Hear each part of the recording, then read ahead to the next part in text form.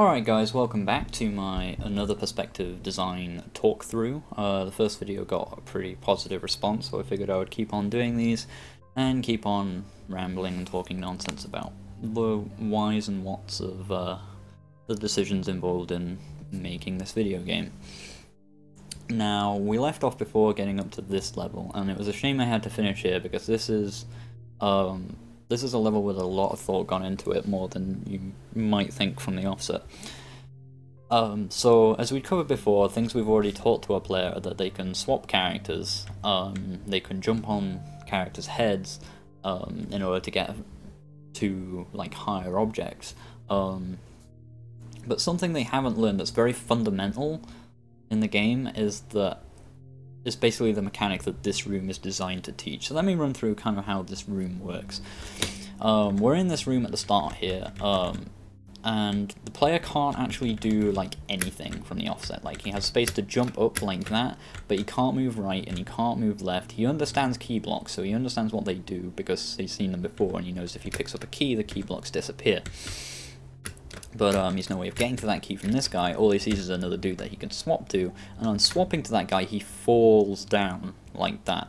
And so you'll notice at the start of the room here that the character is suspended in the air like that. So when the player sees the character fall down, the realization can then occur, doesn't always, but can then occur that, oh, I see, a player, when the character is swapped out, he's immune to gravity. Like, the character is floating there, and when he swaps to him, then he falls down. It's only when a character is active does he actually fall, which is a very important piece of information. You might not necessarily realize that right away, and if you don't, that's fine, because through experimentation, you're basically forced to arrive at that conclusion. Because as you can see in the room, you can't do anything else. There's not really any room for you to do anything. Like, you can't move left or right. All you can do is jump and swap. That's all you can do. So by experimenting with those two features, eventually you have to stumble upon the solution, which here is to, like, you say you can be this guy, but that doesn't help you, and he can't reach that key by himself after he's fallen, but you know you must be able to reach that key in some way or other, and you can't move left, you can't move right. The only things you can do are jump and swap. Those are the only things you've learned. So eventually you have to realize that, oh, maybe if I jump and swap like together like that, and he's up there at the same time, or you jump, or you, at any point you swap while you're in the air because you just happen to be jumping or messing around, you'll notice that he doesn't fall. And you already know that there's collision because you can see there, he jumps into the guy and the guy already lands and stands on his head. All of these lessons about the collision are just being reinforced by this situation. And eventually the player has to learn that they can jump up there, freeze, jump this other guy up higher to get him higher up to the key in order to reach it, and then all the key blocks disappear. So this room went through a lot of iteration in order to get this right. It started off with this puzzle being like you had 3 characters in a room, and it was kind of like a big empty room. It was about the width of, say, oh, I don't have my mouse, but if you see from like the key in the room to the other key in the room, it was about that wide as a level, and it was about twice the height of like the physical space in this level. And it had like 3 keys stacked on top of one another, and you had 3 characters at the bottom, and you had to stack the characters on top of one another to get to the keys and go on and so forth.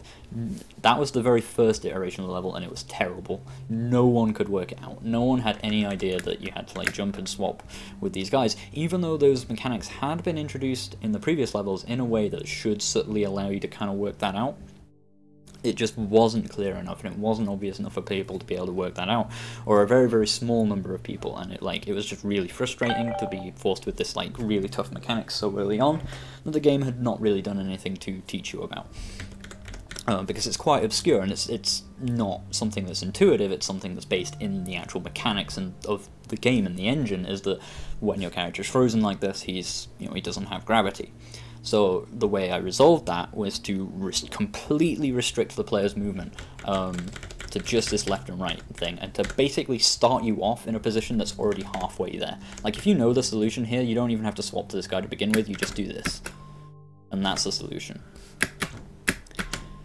But not only do I do all of that, after getting that key, you can't get to the finish here, You still need to get this other key, but you have to, or basically, you know you can get there because you just did this same situation over here. You just did this like 4 blocks high thing where you reached a key, so you have no doubt in your mind that it's very easy and possible to get to this key. You just have to remember what you did, and this forces the player to think about what they did and realize, oh, okay, I can stack this guy on top of here, I can jump up like this, and jump up like this, and then I can reach the key. And forcing them to do it again makes sure that they've learned this idea that they can stack a guy on top of another guy to get to higher places, because it's a very, very important mechanic that's used a lot throughout the game, and if you don't know about it, you're gonna have no clue how to deal with these levels. So it was so important to get a level right early on in the game that taught you exactly how this system, this mechanic, can be used like this. Because, like, I mean, you could say, like, oh, but then that makes it a hard challenge later on, but it's not.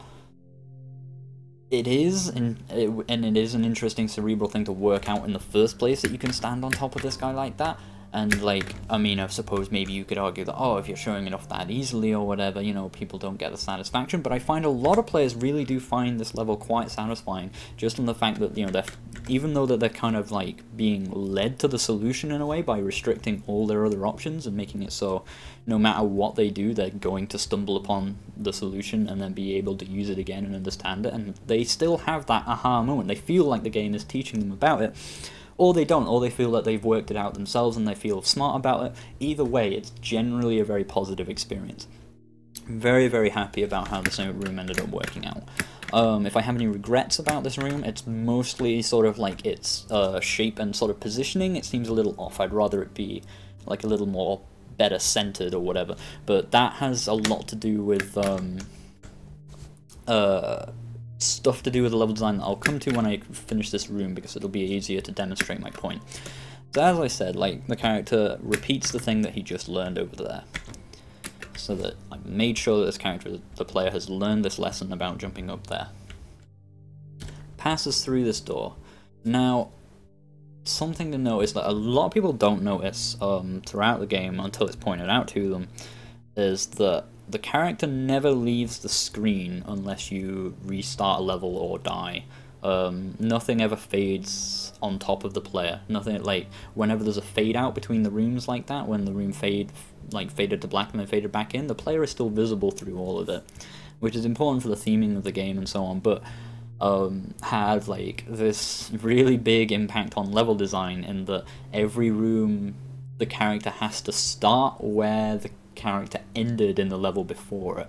So the reason that that level there in the previous level was kind of a bit sort of like down and to the left a little bit, and it was almost in sort of this weird offset position, was just because of the layout of the level that came before it, where the door happened to end in a certain spot, and that spot was where the character needed to start in the next level.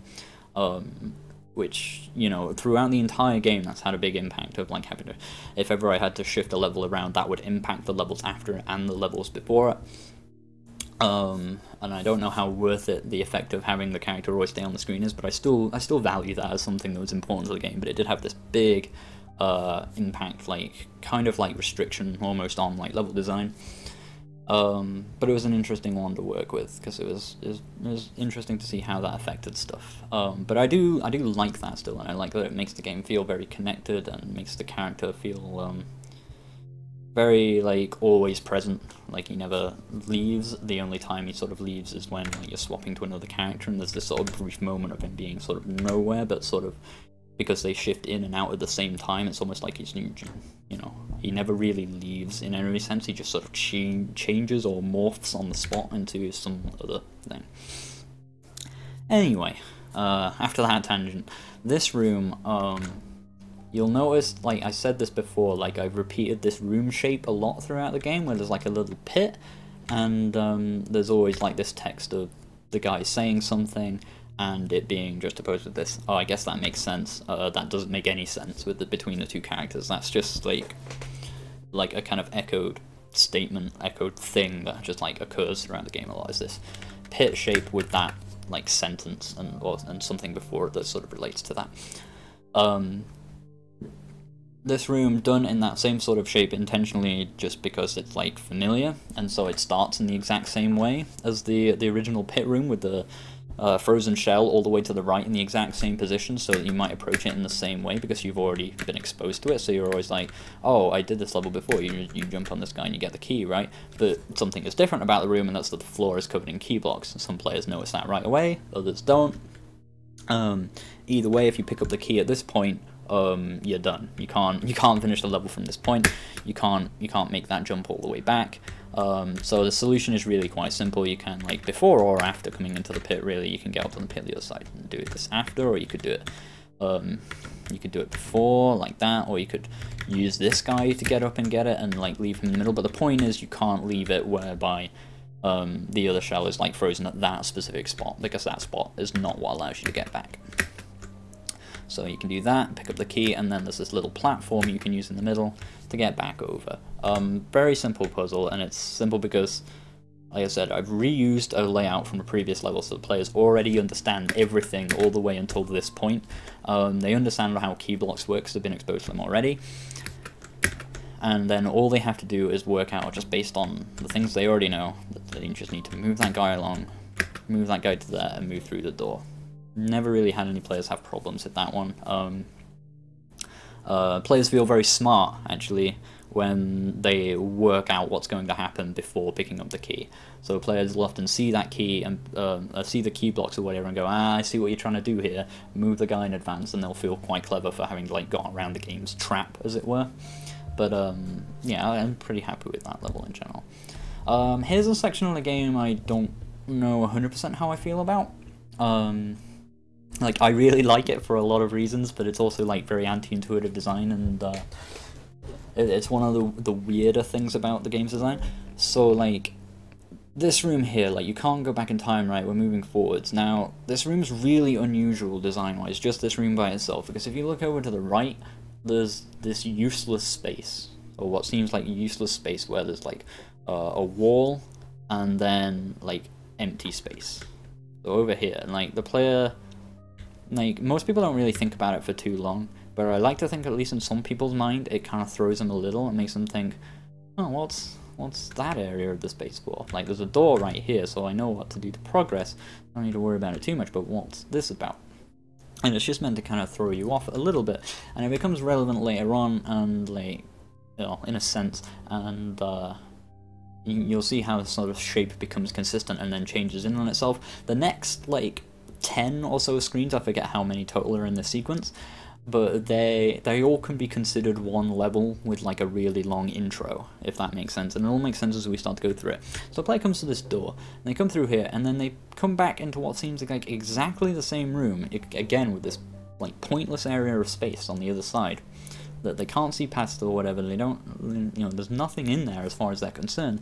From their perspective, they can't see anything in there. So it's meaningless to them, and the character says, oh, unless I'm just going in circles.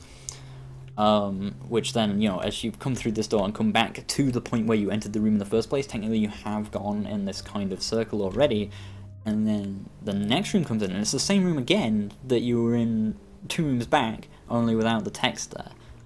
So now the player is starting to think, what's going on here? And because, like, I repeat the same thing again at this point, a lot of players at this point actually stop and don't immediately go through this door and are thinking like, do I need to do something here, or do I need, like, I don't understand, like, is it just going to repeat these levels forever? Is there something the game is wanting me to do? But there's nothing in the room, there's nothing mechanically that they've been taught about, there's nothing they know, so there's no actual reason for them to assume that, other than the situation is weird. Like, why would a video game repeat like this area of space? And again, that's important thematically and narratively, and I think it works for some players, and for others I don't think it works. For a lot of people, I feel like they come to this area of the game and they just experience it in a negative way, and they feel like the game wants something from them, and they don't know what to give, and then eventually they sort of give up and just keep moving through the doors, and they realize, oh right, it's just doing like a narrative thing or whatever. But that kind of, the fact that there's a moment of realization where they realize that, oh, and it's usually at this point where the triple dot comes up, where they're like, oh, I see, I just have to carry on, like the narrative is still going. I just need to go through this point where they kind of like, I feel like a lot of people might feel it's just a bit of a throwaway section and it doesn't really accomplish the goals I necessarily had for it. It's a bit long, it's a bit weird, and like, as I said, I've already explained what I wanted to do here. I wanted to throw the player off and make them feel a little bit confused and a little uneasy about their surroundings and situation by making them go through this like roundabout of stuff, but at the same time, I feel like, again, players like are confused by it, and they're in the perfect mindset of like, oh, I don't really know what's going on. But I feel like the inevitable point of conclusion where the game does have to move forward, and the game like is saying like, oh, don't worry, just keep going through the doors, you'll get through in a second, makes it just seem like a boring cutscene almost, where you're just kind of going through it. So yeah, I don't like the stuff I love about what I did here, and there's a lot of stuff I feel is kind of like doesn't really work, and I don't know if I were to do it again, either how necessarily I would do it differently to make it work better. I think I would have to kind of rethink this whole sort of thing from maybe the ground up. I don't know, but I like my intention here a lot, but I don't know that it was 100% well executed. Anyway, you get to here and it's like, oh, what's going on? No, this is all wrong. Like, the player kind of knows at this point, or they don't actually. Sometimes players second guess themselves again here, which is brilliant. I love it. I love and hate it, but like when the player's like, oh crap, okay, I'm back here, maybe that was just a hint of something that I'm supposed to do, what is going on? And again, for some players it works really well, and it really does create the feeling that I want them to have, and it's generally very positive overall, if it weirds them out, but it's like in a good way. But for some people it just feels like, you know, the game's wasting their time, and I don't like that at all. It's like, oh, alright, let's just calm down, maybe I need to look at this another way. And then you have a little dude in the room, and you just realize, oh, okay, there's something going on here, and the door is locked, so you can't get through the door. And you swap to the dude, and then, boom, that's the reveal of, like, the second main mechanic of the game. Also a terrible pun, where I said, like, oh, I need to look at this another way, and look at this from another perspective, oh, it's the game title, way. That pun wasn't as cheesy in my mind when I first wrote it. It was just kind of like, you know, it was just the ta-da kind of reveal summary of what the game is going to be about. Because like I already kind of expressed a little bit of what the game is going to be about in the first reveal, where you first learn that you can swap between these characters. But now I've revealed that when you're playing as this character, you can potentially see a whole different world to when you're playing as this character. And now, using the mechanics you've already learned, that you can stand on a guy's head and jump over here. Not all of them, just very simple ones, just so, like, just the simple mechanic. Look, this area here is still the same shape, essentially, as the pit from the beginning, where you stand on a guy's head and you get over him, like that. So it's simple enough that the player is able to recall, like the simplest use of this mechanic and be able to use it in the context of these shifting worlds, while getting used to the idea that, you know, these players can see different things and move in different places and all that kind of stuff.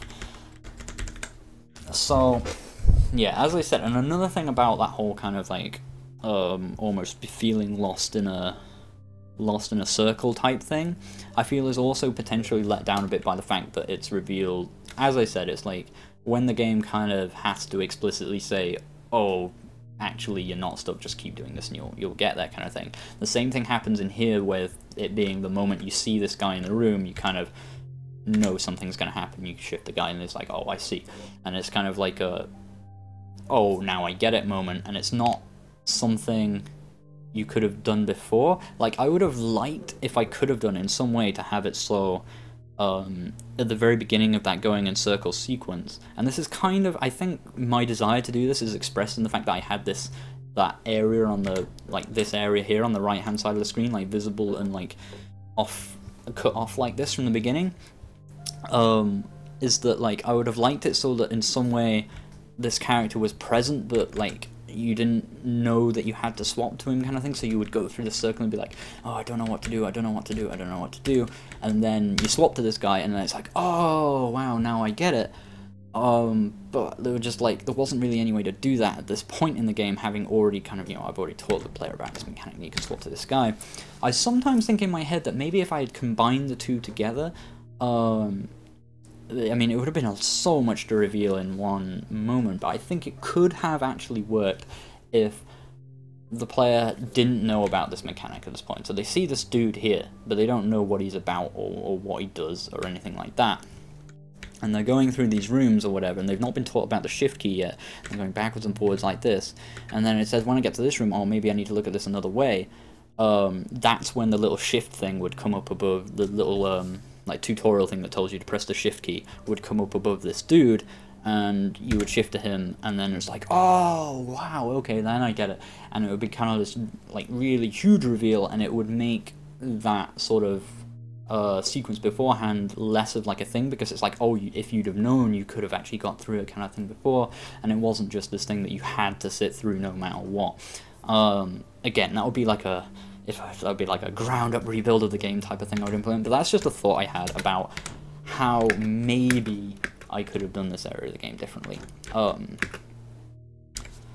And I have a lot of thoughts like that. Anyway, this has got to about 20 minutes now. I'll cover the next couple of rooms, because like we'll talk about sort of, you know, how I'm teaching this new mechanic, and then I'll probably call it there. But okay, so we've got this idea in our head now that when we swap between characters, they can see different worlds, and there's this text here that says, okay, this is quickly getting more complicated, and you swap to this guy, and include any more text in here, because I don't want to focus too much on narrative while I'm introducing this mechanic, or at least I want to kind of keep it a bit subdued and a bit quiet. So you swap to this guy, and there's like a big bridge going on here, but he can't see the door, so it's not like you can swap to him and like, it looks from here like, oh, I can just swap to him and go through the door, right? But it's not. That guy doesn't have the door. You've got this bridge in the middle here though that you can walk on, so you can do this combined with, you know, the fact that we've already learned you can kind of use the player as a platform to do this sort of thing and get across. And again, I'm just like, I'm reusing that same design earlier of the pit room, and the moment it's here, it's like, oh, you can't, there's a door here, and there's like a faded out key over there, I wonder what that's about, and there's a guy down there, again, in the exact same position he was in for the pit room, and you can see I've still got the swapping text. Yeah, I've got this, I can see two different worlds at once, as opposed to I can be two different places at once, and that doesn't make any sense, and oh, I guess that makes sense, like this just sort of opposite perspective kind of thing. And again, they have this kind of inverted perspective where one can see a raised platform on the right-hand side of the room, the other one only sees one on the left-hand side of the room. And importantly, this other character can see the key. And this kind of reveals as well that I made a decision to allow the player to see where keys were, even when they weren't in their phase. I decided that was important because I wanted the player to know how many keys were remaining at any given time, because you collect all of the keys and then you can go through the door. If like they were in this room now and the door was, I mean, it wouldn't be a big problem here, but like especially in later levels where there may be like 3 keys in the room or whatever, and maybe you see one at the start, you get the key and the door doesn't open, that's gonna like seem strange or whatever, and they'll have to swap characters, be like, oh right, okay, there's a key over here. They might miss keys and not know where to go. So I wanted it to be very clear where all the objectives were in the room of what you had to get and when. So that's why I made the decision to still show the key on the screen in some way, even when it wasn't linked to that specific character's world. Originally in Perspective 1, you could do that with all blocks in the room, like all blocks would just like be faded out when they weren't in your world. So like now, when I'm this guy, for example, there would be like a dark alpha, like transparent faded out platform underneath this guy on the left. But I decided to get rid of that because I think it just improved the aesthetic of the game a lot and really kind of drove home this idea of actually seeing 2 different worlds and this character genuinely believing there's absolutely nothing here, and as far as he's concerned there is nothing here and you can walk through it, and it just made that mechanic feel a bit more real. And it's kind of like, I would have liked to have done that with the keys and stuff as well to keep it consistent, but it was just a concession I made for the design of the game, that I wanted the player to just know where these keys were mechanically. Which, you know, it's just, you know, decisions about these things are interesting, whether or not you decide to concede to your narrative or concede to your mechanics and so on depends a lot on what you value the most for different things and what you think is going to give you the most value for your game overall. But anyway, so this room, design-wise, pretty simple. This guy can see the key, this guy can't. So it's this guy who needs to get up onto that platform. So you raise him up into the air and get him on top to get the key. Come down over here. You can see him, you get up here, and then you can go through the door. What's interesting at this point, and with levels moving on from here, is players, it's amazing as well to watch. And I had to think about it myself while I was even explaining it there, is players forget what each character can see and what the other can't. Like, they'll swap to this guy and they'll see the key here, or whatever, and then they'll instantly come down and be like, okay, jump in here. And there'll just be this moment where they're like tripped up and confused in their head, where they jumped on top of him and jumped on here, but they're not up on the platform, even though they can clearly see that the platform is not there, because when they saw it as this guy, they're convinced that it is there, and they forget which person they need to be in order to get up which way, and which guy needs to stand on which person's head, and so on. Even though in theory, when you sit and you look at it and you're not playing the game, when you're not playing the game, it's so obvious which guy it is that needs to be where and doing what. When you're watching a Let's Play and stuff, or whatever, it's like, it's really apparent to you, but it's not apparent at all when you're playing it. And there's this weird, like, trick of the memory, and, like, this confusing seeing these two different things at once, even though you're not seeing them at once. You swapping between them like that, but it almost feels like players keep the whole world in their head at the same time. So as far as players are concerned, a lot of the time when they're swapping between these two, the room is exactly like the original pit, where it's like this big U shape that you can kind of see if, like I keep swapping here. It feels like in the player's head, that's what the world actually looks like, and it confuses them when they like are able to enter a space that they couldn't. They think that they shouldn't be able to, or they'll treat the space as though it's solid, like even though when it's not, and so on. And like, it doesn't happen so much in this level, but definitely in levels later on. So like, it's in this level as well, because like this level has the platforms up one tile higher than in the previous room, so you need to do a bit of jumping and swapping to get up there. So the player realizes that, oh, like, this guy needs to get up on top of there, but then they'll see that and they'll bring this guy over to here, and with him already down on the floor in a perfect position like that, they'll jump on top of him like that, and then jump up and then swap, because they know they need to get higher, and then do this and jump and swap, and then be like, oh wait, no, he doesn't go there, and then they'll come back down and think about it, and then they'll be like, okay, no, that did make sense, and they'll do the same thing again. I've seen players like do this like 100 times, and like, and they'll just be like, I don't, and it'll take them so long to just realize that, oh wait, no, okay, this guy needs to be there, and then I can do this, and then I can get the key, and it's amazing, and like, that kind of like messing with your brain thinking is kind of what the puzzles in this game are largely meant to be about, and it's like largely what the game is. So this level is it's two kind of very simple jumps up like that. It's kind of expanded in difficulty a little bit because you have to use the mechanic that you learned earlier, where you can like freeze in midair and keep jumping.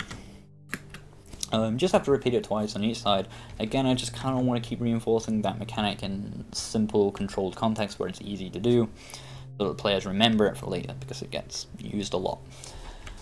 So here, so we have new perspective. This will probably be the last stream I cover. It is a new reality, and so there's these two keys that each character like can't reach by themselves jumping. But they can't actually get to where the other key is to like try and help the other guy out. But they can get kind of close. So all you have to do here is position him close enough to this key that he can't reach on the side here. Jump up and kind of jump and get the key like that. Again, hopefully if you're watching this, you've played the game, or if you haven't played the game, you're at least more interested in the design of the levels than you are in like the story, or in actually playing the game. You just want to hear more about how it's made, because these are design talkthroughs and it's intended for a design audience. If you're just interested in the game itself, go and play it, otherwise it's just a giant spoiler, really, more than anything. Anyway, that said, so, because otherwise, especially at this point now, I've talked a lot about the early design teaching you things, I might start to slip into just telling you how levels are done or whatever, and then talking about the sort of design of the level. So I will end up, throughout this, if I do, I don't know if I will do all of the game, but I will it's obviously going to spoil a lot of stuff. So anyway, that key, and when you get all the keys in the room, it comes up with "Man, I'm so deep." There's just a silly joke. The game just trying to like, because I know it's had this kind of like the game. I don't want the game to kind of feel smug, if you know what I mean. I use the word smug and not the word pretentious because naturally a lot of people are going to use that word to describe a game like this, where it's like very subtle and cryptic, if you will, about a lot of the things going on. It's that way intentionally because of the theme of the game. It's meant to be cryptic because of the points that it's dealing with are essentially about crypticness and about things that are confusing and things that are weird. So there's a theme of the game of things being confusing and things being weird, and trying to draw out what things mean from other things and how things interact with one another and so on. So that's why it's important to the theme of the game. But naturally, when you explore those themes, your game is going to come across like it's trying to be deeper than it is, or whatever. Like, in anything that touches upon the subject matter has to deal with those problems. But what I wanted to make sure of was, like, because as I said, it's not that I was trying to not be pretentious, because you can't change whether or not someone's going to find your game pretentious. You know, you can't. But I wanted it to not feel smug. So even though I was dealing with subject matter that to me is very profound and it's very meaningful, and that's why I made the game,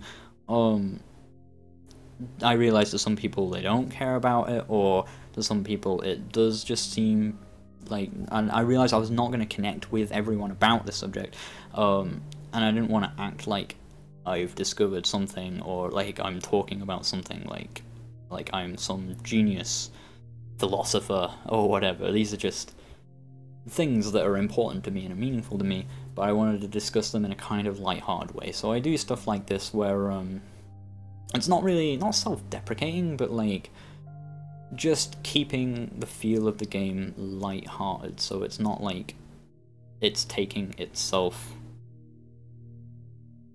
I was going to say too seriously, but it's hard to explain. But I wanted to keep the game feeling light, not smug about itself. So I don't want to feel like I was keeping the player at a distance. I wanted to welcome the player in and welcome them and invite them to sort of dance and enjoy this experience, whether or not they cared about the theme of the game or cared about the narrative of the game or anything it was about. Because I know for a fact that some people will play the game and enjoy the game and love it just for the nature of the puzzles and the platforming, the game mechanics and stuff like that, and I welcome that, and I totally love that, and that's totally fine. So, you know, I want to make sure that those... I think you get the idea in general, anyway. So yeah, that was that room. I think I'll leave it there because I've talked on quite a long time now. I was planning to end around 25 minutes this time, but we've gone over to like 33. So that'll do for this episode of whatever this is, this design talk through of another perspective. I may carry this on, I may not. I may look at mystery mode, I may look at other stuff to do with the design of the game. But hopefully you'll also be seeing some Game Maker stuff from me this week as well. I'm a little bit behind on that. But I hope you guys enjoyed that either way, and I'll catch you guys next time on whatever it is I'm doing next. See you then, guys.